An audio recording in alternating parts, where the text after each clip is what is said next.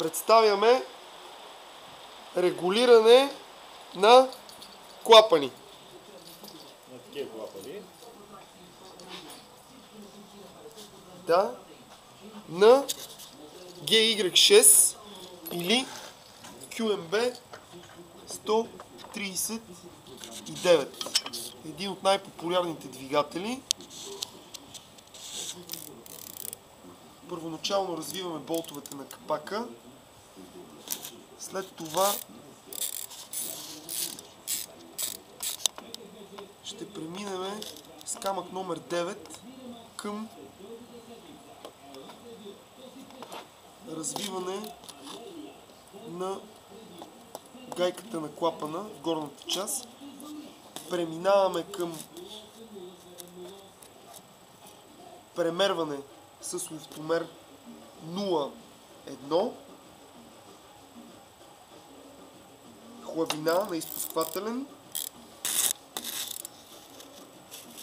и съвсем лекичко затягаме.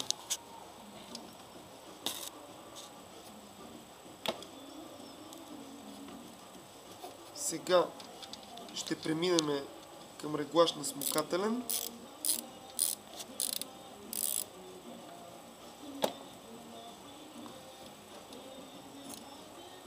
Проверяваме как стоят нещата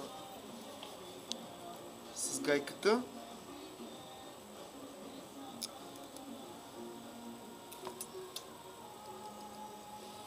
Добре.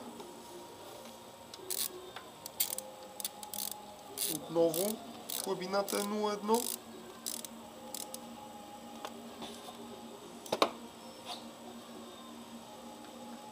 След като сме завършили с лофтомера, проверили сме на око как стоят нещата,